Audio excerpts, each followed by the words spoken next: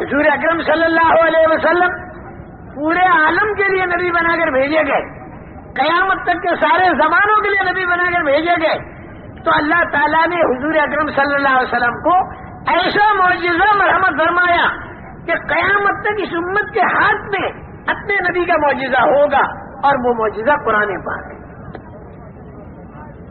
زبور، توریت، انجیل جن زبانوں میں لکھی گئی وہ زبانوں کا جاننے والا ہمیں آج تک ایک نہیں ملا۔ ہم انکار نہیں کرتے کہ نہیں ہے، ہوں گے، لیکن ہم لوگ دنیا بھر میں پھرے، ہمیں ایک آدمی زبور کی زبان کا جاننے والا، توریت کی زبان کا جاننے والا، انجیل کی زبان کا جاننے والا نہ ملا۔ لیکن قرآن جس زبان کے اندر اترا اس کے جاننے والے خدا کے دشمن بھی لاکھوں کی مقدار میں دنیا کے اندر موجود ہیں، لیکن یہ سارے کے سارے مل کر قرآن جیسی ایک صورت نہیں بنا سکے۔ حضور اکرم صلی اللہ علیہ وسلم اللہ کے نبی تھے، ابو جہل بھی اس بات کو جانتا تھا، لیکن عناد کی وجہ سے اس نے انکار کیا اور مخالفت کی اور بدر میں آگے گلا کٹوا دیا، لیکن آخر تک اس نے نہیں مانا۔ حضور اکرم صلی اللہ تعالی علیہ وسلم مدینہ منورہ تشریف لے گئے، یہودیوں کے مدرسے میں تشریف لے گئے اور اس مدرسے میں جا کر یہ پوچھا کہ بتاؤ توریت کے اندر یہ مضمون ہے کہ ایک نبی آنے والے ہیں آخری؟ ان کا ہے وہ مضمون، ان کا وہ جو آخری نبی آنے والے ہیں اس کے اندر یہ علامتیں لکھی ہیں؟ ان کا ہاں یہ علامتیں لکھی ہیں۔ آپ نے یہ فرمایا کہ وہ نبی میں ہوں، لاؤ توریت اور اس کے اندر لکھی علامتیں میرے اندر دیکھ لو۔ اتنی پکی بات، لیکن یہودی سمجھ بھی گئے، بات سمجھ میں بھی آ گئی، لیکن عناد، عصبیت، ضدی بنا، انہوں نے کیا کہا کہ سارے نبی تو آئے بنی اسرائیل میں، تو نبیوں کا سردار بنی اسماعیل میں کیسے آ گئے؟ کیونکہ حضرت ابراہیم علیہ السلام کے دو بیٹے تھے نا، ایک حضرت اسماعیل، ایک حضرت اسحاق، اور حضرت اسحاق کے صاحبزادے حضرت یعقوب تھے، اور حضرت یعقوب کا دوسرا نام اسرائیل تھا، تو دو سلسلے چلے، ایک بنی اسرائیل کا، ایک بنی اسماعیل کا۔ تو بنی اسماعیل میں تو کوئی نبی نہیں آیا سوائے حضور اکرم صلی اللہ علیہ وسلم کے، اور بنی اسرائیل کے اندر ہزاروں انبیاء کرام علیہ السلام آئے۔ تو اب یہ عناد ان یہودیوں کے اندر یہ تھا کہ بنی اسرائیل میں تو سارے نبی آئے، اکثر و بیشتر نبی آئے، اور نبیوں کا سردار بنی اسماعیل میں سے کیسے آیا؟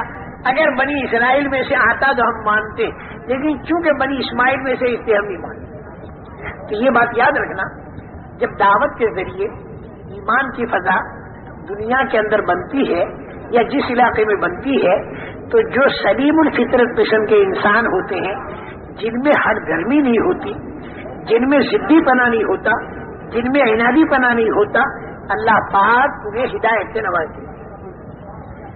محروم ہدایت سے وہی آدمی رہتا ہے کہ جس میں ضدی پنا ہو اور جس نے اپنی استعداد اور اپنی صلاحیت کو ختم کر دیا ہو۔ لیکن میرے محترم دوستو، ہمیں نہیں معلوم کہ کس کے دل کی صلاحیت ختم ہو گئی اور کس کے دل میں صلاحیت باقی ہے۔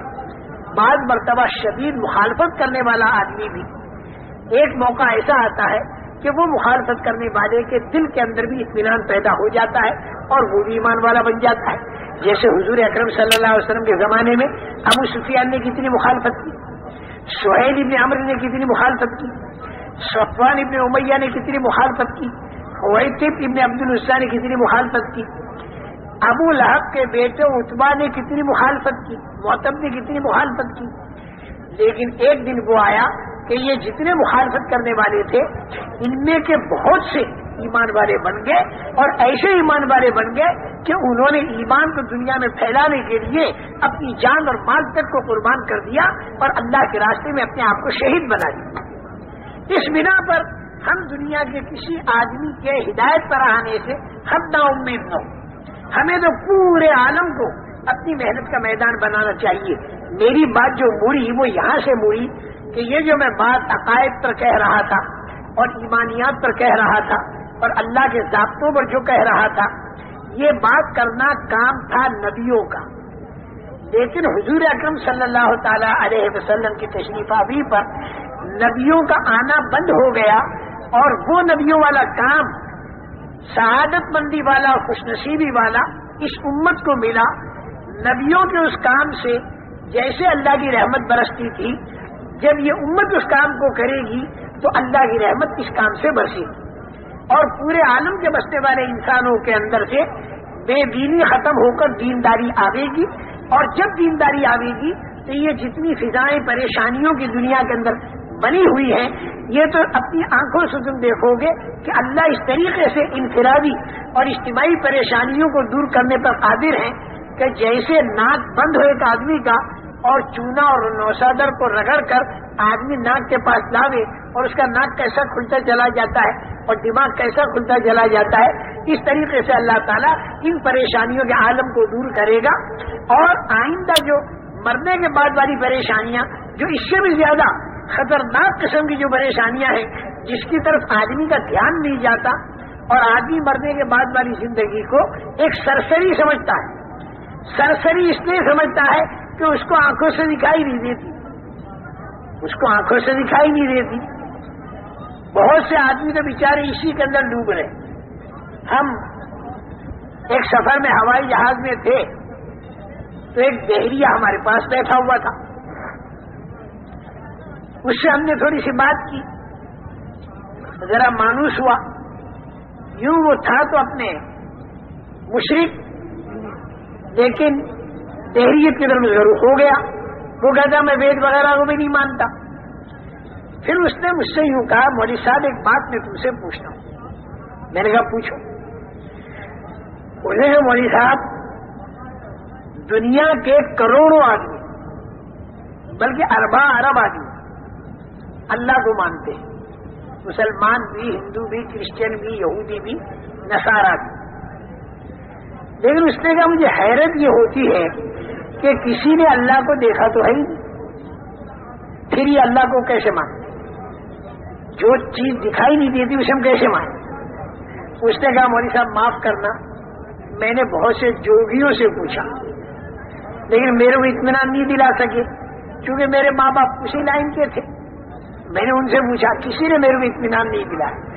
تمہاری باتوں سے میرا اندازہ یہ ہو رہا ہے کہ شاید تم مجھے سمجھا سکو کہ جو اللہ دکھائی نہیں دیتا اس اللہ کو ہم کیسے مانیں.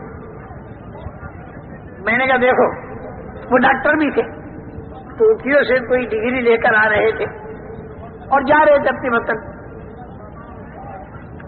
میں نے کہا دیکھو، بغیر دیکھے دنیا کے کروڑوں آدمی کروڑوں چیزوں کو مانتے ہیں. بغیر دیکھے دنیا کے کروڑوں آدمی کروڑوں چیزوں کو مانتے ہیں.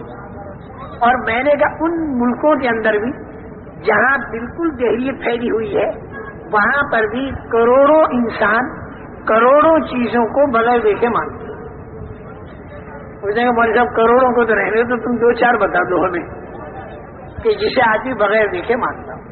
میں نے کہا ڈاکٹر صاحب ایک شرط ہے، بغیر دیکھے جو چیز مانی جاتی ہے وہ علامت اور نشانی سے مانی جاتی ہے، بغیر علامت اور نشانی کی نہیں مانی جاتی.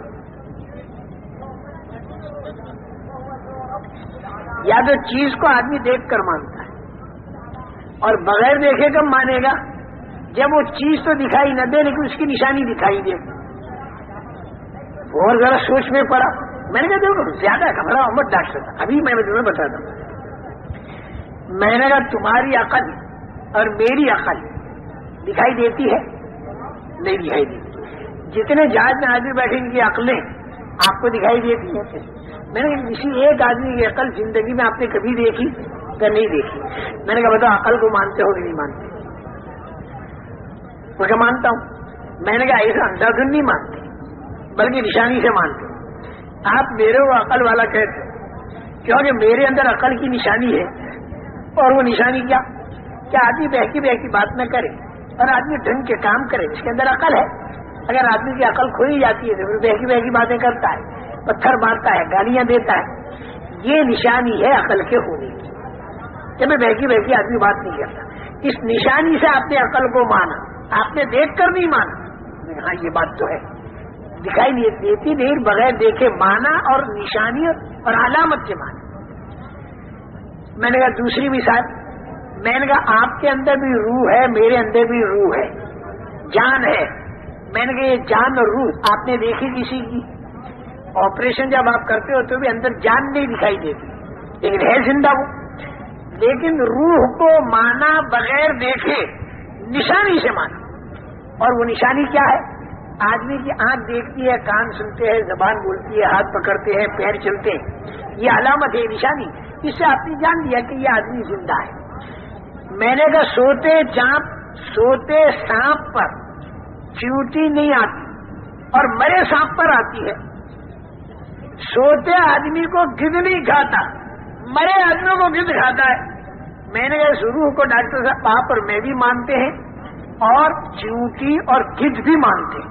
میں نے کہا یہ اتنی عام، حالانکہ دکھائی انہیں بھی دیتی نہیں، لیکن علامت سے روح کو مانا گیا. اب وہ اور زیادہ ساؤٹا ہوا اور ہوائی جہاز میں سارا چاروں طرف کا جو مجمع تھا نا وہ متوجہ ہو گیا. اردو جتنے بھی جاننے والے سارے متوجہ ہو گئے. میں نے کہا دو چیزیں میں نے بتائیں، ایک عقل ایک روح، بغیر دیکھے مانا لیکن نشانی. میں نے ایک تیسری چیز بھی لے لو. جنگل بیابان کے اندر اگر کوئی مکان بنا ہوا آپ نے دیکھا تو فوراً آپ کے ذہن میں یہ بات آئے گی کہ یہ مکان خود نہیں بنا بلکہ اس کا کوئی بنانے والا ہے. آپ نے اس بنانے والے کو دیکھا، ہم کا نہیں، تو بغیر دیکھے بنانے والے کو مانا، اس کا ہاں مانا. لیکن آپ یہ نہیں بتا سکتے کہ وہ بنانے والا کالا ہے کہ گورا، لمبا ہے کہ ٹھیکنا.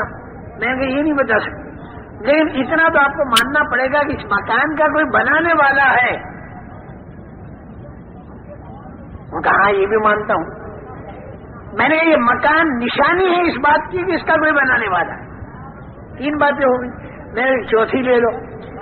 میں آپ کو ڈاکٹر مانتا ہوں، آپ کو کالج میں جاتے ہوئے میں نے دیکھا نہیں، آپ کی وہ سرٹیفکیٹ میں نے دیکھی نہیں، لیکن پھر بھی میں آپ کو ڈاکٹر مانتا ہوں. کیوں؟ کہ آپ کے اندر نشانی ہے اس بات کی کہ آپ ڈاکٹر ہیں. بیماروں کو دیکھتے ہیں، دوا دیتے ہیں، طبیعت ٹھیک ہو جاتی ہے. اس سے معلوم ہوا کہ آپ ڈاکٹر ہیں، یہ نشانی ہے. ورنہ میں نے آپ کا سرٹیفکیٹ نہیں دیکھا، اس نشانی سے میں نے آپ کو بغیر دیکھے ڈاکٹر مانا. چار باتیں میں نے ایک پانچویں بتاؤں گا، ایسے بات چھٹی نہیں بتانے کا، نہیں تو کروڑوں میں کب تک بتاتا. میں نے کہا پانچویں ایسی بتاتا ہوں کہ بے پڑھا آدمی بھی اسے مانتا ہے. وہ کیا؟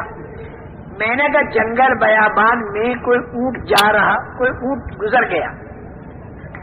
ایک دیہاتی نے اونٹ تو دیکھا نہیں جاتے ہوئے، لیکن اس کی بینگنی دیکھ لی اور اس کے چلنے کے نشانات دیکھ لیے، اونٹ نہیں دیکھا.